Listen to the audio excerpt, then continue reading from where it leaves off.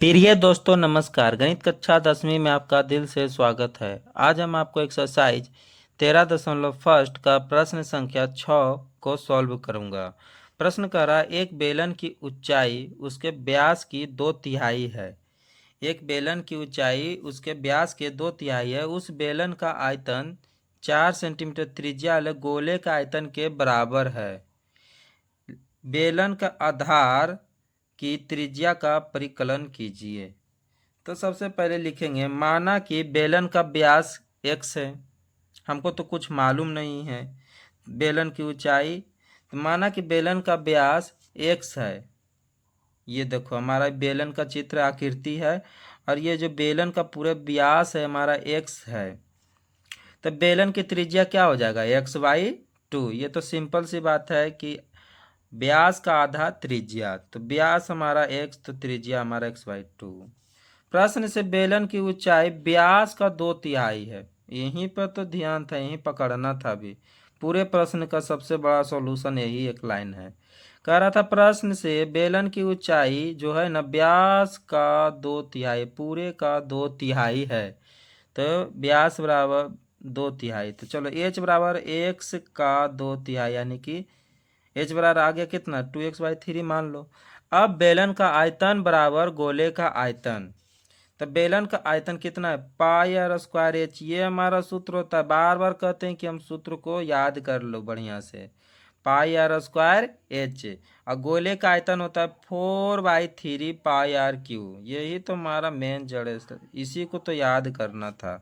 तो बेलन का आयतन πr²h और गोले का आयतन 4/3 πr3।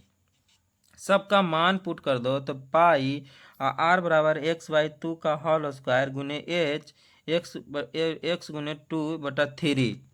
और उसी तरह से 4/3 पाई।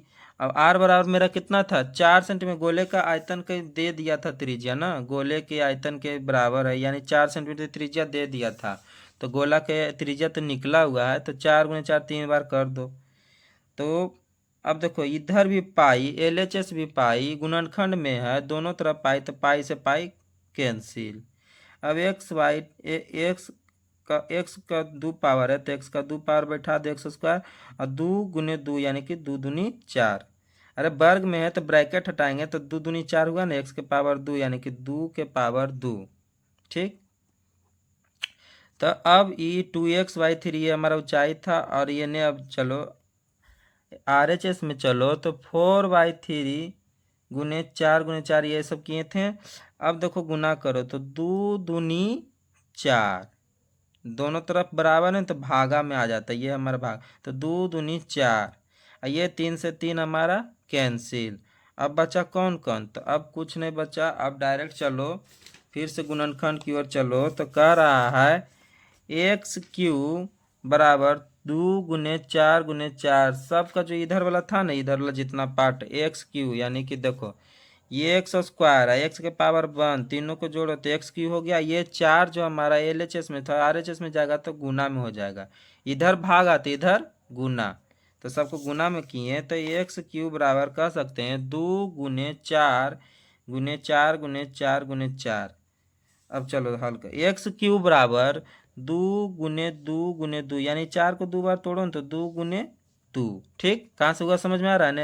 ये 4 ऑलरेडी पहले से दिया हुआ है। अब x³ बराबर कह सकते हैं 2 के पावर 3 और 4 के पावर 3। अब x³ बराबर कह सकते हैं जब गुणनखंड में हो तो नीचे, जब बेस ऊपर वाला सेम हो और गुणनखंड में हो तो 4 दूनी 8 हो जाएगा, 8 के पावर q और q से q कैंसिल। तो x बराबर कह सकते हैं 8। अतः बेलन की त्रिज्या, ये तो x हमारा व्यास निकला, अतः बेलन की त्रिज्या x/2 यानी कि 8/2 यानी 4 सेंटीमीटर आंसर।